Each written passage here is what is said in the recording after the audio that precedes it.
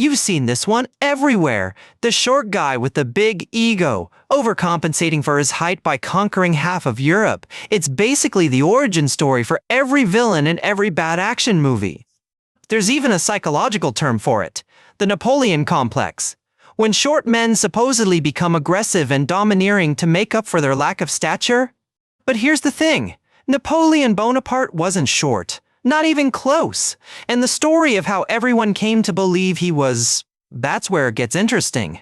This is a story about measurement systems, wartime propaganda, and a single cartoonist who is so good at his job that he changed how we remember one of history's most famous figures. A man who stood 5 feet, 7 inches, average for his time, somehow became synonymous with being small. And not by accident. Napoleon himself knew exactly who was responsible, and his words about that cartoonist? They might be the most revealing quote about the power of visual media ever spoken. Let's start with the facts. When Napoleon died in 1821, his doctors recorded his height as 5 pieds 2 pouces in French measurements. That's 5 feet 2 inches. And that's where the confusion begins, because French inches weren't the same as English inches. They were longer, significantly longer. A French inch, called a pouce, measured about 2.7 centimeters. An English inch was only 2.54 centimeters. That difference adds up fast. When you convert Napoleon's French measurements to English units, he stood approximately 5 feet 7 inches tall. In modern terms, that's about 170 centimeters. And what was the average height for a Frenchman in Napoleon's era? According to historical records, somewhere between 5'2" and 5'6". Napoleon was average, maybe slightly above. So, if Napoleon wasn't actually short, why does everyone think he was? The answer has 2 parts. The first is that measurement conversion error. But the second, that's the real story. It starts in London in the early 1800s. Britain and France are at war, and the British government needs to keep public morale high and hatred of the enemy even higher. Enter James Gillray, a political cartoonist, and not just any political cartoonist. He'd become known as the father of the entire medium. Between 1803 and 1815, Gillray produced hundreds of caricatures depicting Napoleon, and in each one he made Napoleon smaller, and smaller, and smaller still. He created a character called Little Boney, a tiny childlike figure, a cuckolded megalomaniac, a dictator with an inferiority complex. It was devastating satire. And Gillray didn't work alone. He was part of a broader propaganda effort. The British government understood something that feels very modern. You don't just fight wars with armies. You fight them with narratives, with images, with stories that make your enemy seem not just dangerous but ridiculous, small, easily mocked. These cartoons spread everywhere. Print shops displayed them in windows. Wealthy collectors bought them. They were shared, copied, and discussed, the viral content of their era. At a time when literacy was limited, visual media held enormous power. You didn't need to read the newspaper to understand a cartoon.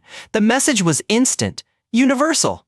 And the image stuck. Every time someone saw Little Boney, they were seeing Napoleon as Gillray wanted them to see him. Tiny, impotent, absurd. But here's where it gets even more interesting.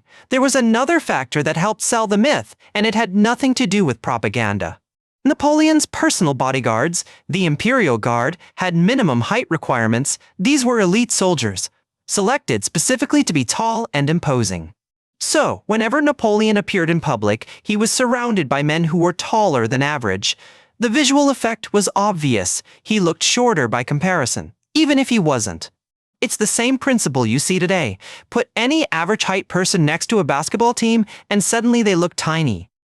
Context shapes perception. British propagandists noticed this optical illusion and exploited it. Gillray's cartoons consistently showed Napoleon dwarfed by towering guards, even though the guards were abnormally tall, not Napoleon abnormally short. And Napoleon, he knew exactly what was happening. He understood the weapon being used against him, and he identified the man behind it. Napoleon reportedly said that Gillray did more than all the armies of Europe to bring me down.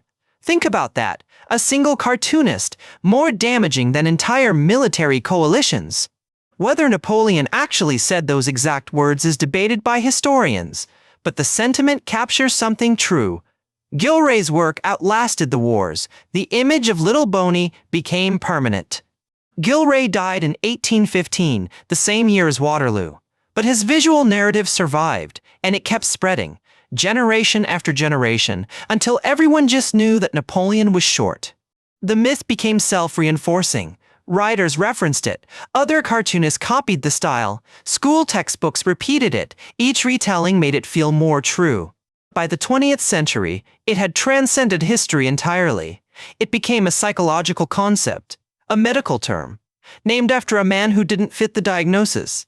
The Napoleonic Complex, the idea that shorter men overcompensate through aggression and dominance, entered the psychological lexicon in the 20th century, based entirely on a myth. Psychologists named a behavioral pattern after Napoleon, a man who was average height, because they assumed the historical fact of his shortness was real. It wasn't, but the term stuck anyway. And here's the irony. Studies trying to prove the Napoleon Complex actually exists? They've largely failed. The concept may have no scientific validity at all. Some researchers suggest it's confirmation bias. We notice when short men act assertively because we're primed to expect it. We don't notice when tall men do the same thing. The propaganda created the expectation. The expectation shaped our perception. And our perception made the myth feel true. It's a feedback loop that's been running for 200 years. So, what can we actually learn from this? How does a lie become permanent truth, and why does it matter? First, measurement systems matter more than you might think. When you're comparing data across cultures or centuries, unit differences can create completely false conclusions. The French to English inch conversion is a perfect example. A simple technical error, repeated enough times, became historical fact, and nobody thought to check the original sources. Second, and this is the bigger lesson, what we know about historical figures often reflects the propaganda of their enemies, not objective fact. Winners write history, but so do cartoonists. Consider how much of your mental image of famous people, especially villains, came from sources that had every reason to distort the truth.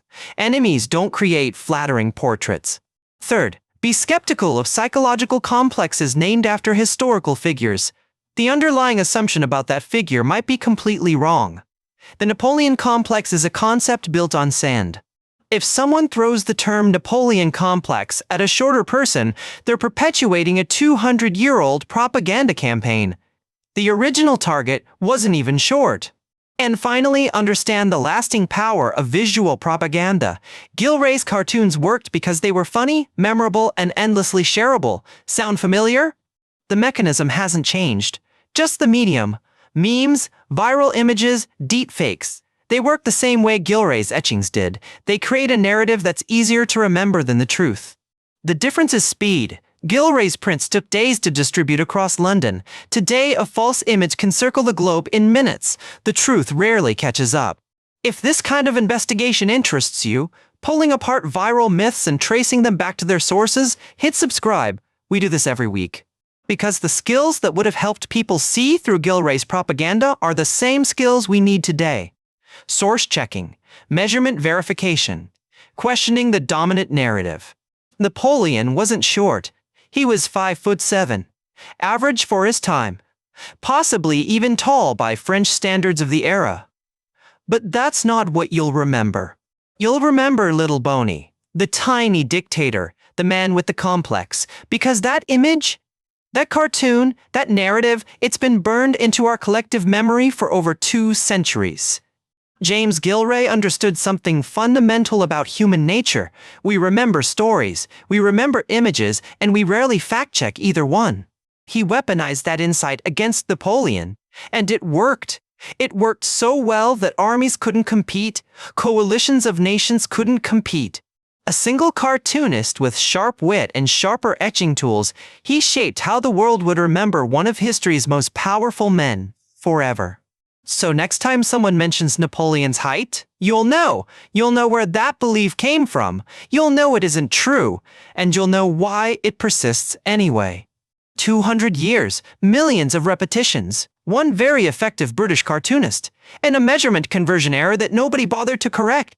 The lesson isn't just about Napoleon, it's about every piece of common knowledge you've never questioned, the things everyone knows, that nobody ever checked.